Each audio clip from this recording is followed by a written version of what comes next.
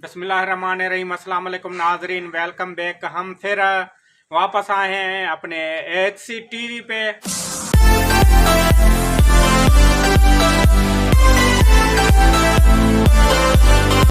तो हम बात कर रहे थे तख्लीक आदम पे। उससे पहले हम कोई बात करें तो मैं डॉक्टर साहब का शुक्रगुजार हूँ।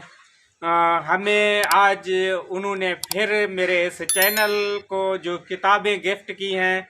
आज एक सिंधी का बहुत ही ज़बरदस्त किताब है, उम्मीद ख्वाब जे जाग, इंजीनियर ओबायो खान खुश्क की यह किताब है। मजमून और मकाला और तकारीरें हैं, तो एक बहुत ज़बरदस्त किताब है।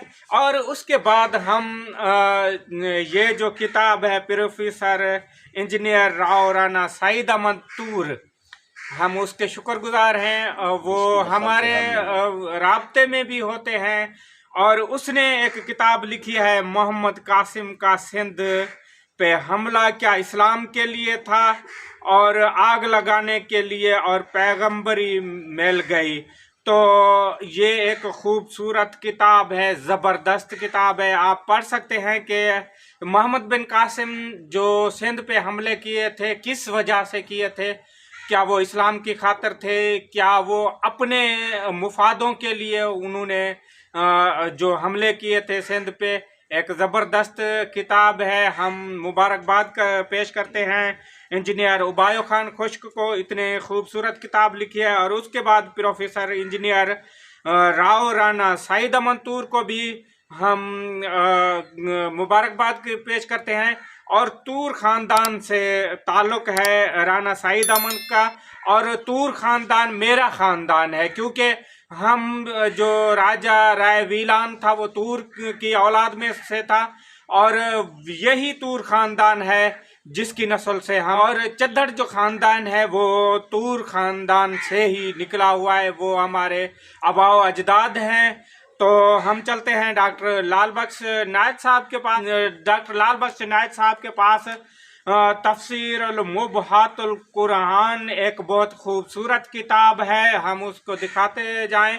ये हवालात उनसे भी लिए गए हैं जो डॉक्टर साहब बताते हैं ना, तो उनकी खूबसूरत जो हवालात हैं, तफसीरात हैं, जो कुरान पाक की तफसीरात हैं। तो ये एक बहुत ज़बरदस्त जलालुद्दीन सुयूती की किताब है, मौलाना इमदादुल्ला अनवर की जो तर्जुमा व तशरीह की हुई है। तो हम चलते हैं डॉक्टर साहब के पास। डॉक्टर साहब, आप बात कर रहे थे हज़रत आदम अलैहिस्सलाम पे, तो हमें उनकी नस्ल जो है हज़रत आदम अलैहिस्सलाम की, उसके बारे में बताएं, फिर हम आगे चलेंगे, जाट और जामोट के बात करेंगे। जी डॉक्टर साहब। बिस्मिल्लाहिर्रहमानिर्रहीम। आपके बहुत ही खूबसूरत यानी क्वेश्चन है आपका। ये चैनल हमें तो ये है कि भाई अली हसन चढ़ चैनल के नाम से इसका नाम है, जिसको तुमने पता नहीं AAHC शार्ट बना दिया है। जी जी, ए अली H हसन सी चद्दड़ डॉक्टर साहब से। तो मैं आपको फिर मुबारकबाद देता हूँ कि इतनी बड़ी कावज से इस मारा मारी के दौर में रोटी रोज़ी के यानी परेशानी के आलम में दुनिया क्या मुल्क पूरे मुल्क जो है वो कबाड़ खाने में चले गए हैं।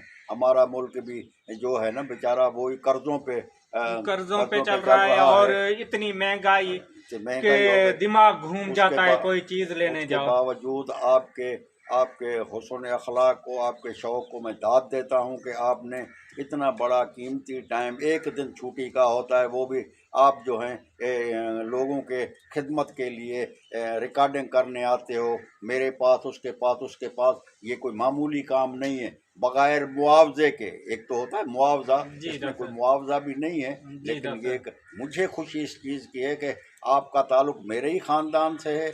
उसके साथ साथ न सिर्फ आपका, लेकिन तो आपके जितने भी इधर बैठे हैं या पूरी दुनिया में बैठे, खासकर मीरपुर बातेले में, वो नायच और चद्दड़ एक ही चीज़ के दो नाम हैं, क्योंकि हम इकट्ठे ही हैं। सिर्फ आपके साथ मेरा ताल्लुक़ नहीं है, आपके जितने बड़े आबाओ अजदाद कई नस्लों से इधर आबाद हैं, وہ بالکل۔ ہمارے ساتھ ہمارے عزیز اقارب کے طور پہ رہتے ہیں، جی۔ ہماری زبان بھی بولتے ہیں، ہماری نسل کے بھی ہیں، کیونکہ آپ نے راؤ سعید احمد طور کا ذکر کیا، جی۔ یہ طور کا بڑے بیٹے کا نام پانڈو تھا، جی پانڈو تھا، اسی پانڈو کے نسل سے جو ہے نا رائے ویلان تھا، رائے ویلان کی نسل سے جو تھا نا، رائے کا مقصد ہے مہاراجا، مہاراجا چدھڑ تھا، جس کی نسل سے آپ کا خاندان چل رہا ہے۔ بالکل۔ یہ ان کو کم از کم 7,000 سال قبل مسیح کی بات ہے، کوئی آج کی بات نہیں ہے کہ بالکل۔ آپ بولیں کہ یہ 45 یا 44 یہ ہے۔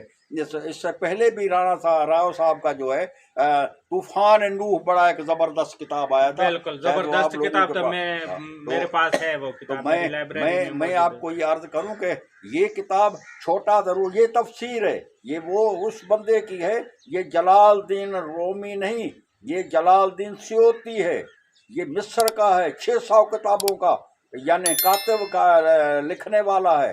اس کے علاوہ پوری دنیا کے مفسرین جتنے ہیں تفسیر لکھنے والے اسی کا حوالہ دیتے ہیں۔ بالکل۔ اگر یہ کتاب اس کا جلال الدین، یہ اپنا جلالین شریف جو 2-3 جلدوں میں، وہ بھی اسی بندے کی لکھی ہوئی ہے، اچھا اسی بندے کی لکھی ہوئی ہے۔ ابن عباس تفسیر جو ہے وہ بھی اسی کی لکھی ہوئی ہے۔ تو صحیح۔ یہ بھی ایک، یہ سمجھو کہ اس نے جوہر نکال کے پیش کیا ہے۔ اگر جس بندے نے اس کو پڑھا، دل و جان سے پڑھا، تو یہ دنیا کا سب سے بڑا عالم بن سکتا ہے۔ اس میں قرآن شریف کی جو اسرار ہیں، مبہم چیزیں ہیں، واقعات ہیں، سب اس نے خوبصورتی سے، حضرت آدم کی اولاد کے نام بھی اس نے درج کیے ہیں۔ زبردست۔ تو میں اسی پہ آ رہا ہوں۔ تو ڈاکٹر صاحب ہم بات کریں گے حضرت آدم علیہ السلام کے بیٹے اولاد کی پہ آئیں تو گے۔ ہم حضرت آدم علیہ السلام کے لیے یہ بہت بڑا تفسیر ہے، صرف آدم پہ گفتگو کئی سال لگ جائیں گے، جی تو ہم ان کو شارٹ کریں گے کیونکہ ہماری کتابیں بھی آ رہی ہیں، جی اور جی۔ یہ مختصر۔ اس کے علاوہ اور ایک چینل ہے بابا باجوہ چینل، شالکوٹ والا احسان اللہ باجوہ کا، وہ بھی ایک بہت بڑا چینل ہے، اس کو بھی اگر آپ اسی کے ساتھ کریں گے تو آپ کو پوری تاریخ مل جائے گی انسانیت کی جو ہے وہ چل رہی ہے۔ یہ ایک قسم کی علی حسن کا چینل یا بابے باجوے کا چینل، یہ ایک آپ لوگوں کے لیے بہت ہی سرمایہ کے طور پہ استعمال ہو رہا ہے۔ میں دونوں کو ہی مبارکباد دوں گا۔ بالکل۔ تو اس لحاظ سے میں سبی کے گور صاحب کو بھی دوں گا، اس نے بھی کمال کی کتاب لکھی ہے۔ بالکل۔ میں اپنا دیرہ مراد جمالی کے اپنا استاد جبل خان بھوڑ کو بھی دوں گا، اس نے اپنے قبیلے کے ایک شاندار کتاب لکھی ہے، وہ بھی ہم تو آپ لوگوں کو جو ہے نا آپ کے ہاتھوں میں دے دیں گے۔ ہم آ رہے ہیں ابھی آدم علیہ السلام کے اوپر۔ آدم علیہ السلام کی بیوی کا نام جو ہے نا اما ہوا تھا۔ میں پہلے عرض کر چکا ہوں کہ اما ہوا کا مطلب، آدم سے پوچھا گیا کہ اس کا نام کیا، کہنے کا ہوا، کہنے کا ہوا سے کیا مراد ہے؟ ہوا سے مراد ہے چھپی ہوئی چیز، کیونکہ اس کے پیٹ سے نکالی گئی تھی۔ بالکل۔ توریت تو کہتا ہے کہ اس کی پسلی سے، لیکن اس کے پیٹ سے نکالی گئی تھی۔ تو اسی اما ہوا کو ہندو لوگ ست روپا کہتے ہیں۔ ست روپا کا مقصد ہے یعنی وہ عورت، پہلی عورت انسان، صحیح۔ کیونکہ عورت انسان، وہ پہلا مرد انسان، یہ عورت انسان، جن کی میل ملاپ سے ہم نسل انسانی قیامت تک چلیں گے۔ صحیح۔ تو میرے بھائی، میں آپ کو کہوں کہ یہ اسی سرزمین پہ کل کی اوتار والے لکھا ہے کہ ایک پریم ننگر تھا اسی زمین پہ، بہت ٹھنڈا تھا، جس کو ہم لوگ باغ عدن بھی کہتے ہیں، باغ بہشت بھی کہتے ہیں۔ وہاں ان کو اعزازی مہمان کر کے ٹھہرایا گیا تھا۔ تو بولا خاص درخت کے نزدیک نہ جانا، خدا بہتر کون سا درخت ہے؟ کوئی کتابوں میں یہ بھی آتا ہے کہ گندم کا ہے، انگور کا ہے، یہ ہے۔ اس نے بھی بہت سارے تبصرے کیے، لیکن وہ ہم جانتے واللہ عالم بصواب کون سا درخت تھا، کیسے تھا، کیوں تھا۔ پھر جب انہوں نے غلطی کی تو اللہ تبارک بھول ہوئی، غلطی نہیں کہہ سکتے، بھول ہوئی تو اللہ تعالیٰ نے بولا دونوں چلے۔ اس پہ میرا جو دماغ کام کرتا ہے کہ اگر اللہ پاک جو ہے دادا آدم کو یہ بھول نہ کراتا تو شاید دادا آدم کبھی بھی اس جنت سے نہیں نکلتا۔ تو اللہ پاک کو یہ دنیا چلانی تھی، یہ سلسلہ انسانیت کرنا تھا، اسی لیے ایک معجزہ ہوا کہ دادا آدم کو بھول ہوئی، اس کو زمین پہ اتارا گیا۔ وہ تھا بھی زمین پہ، مگر وہ جگہ جو تھی جنت نما تھی، وہاں سے اتارا گیا، پھر محنت و مشقت کو ہوئی۔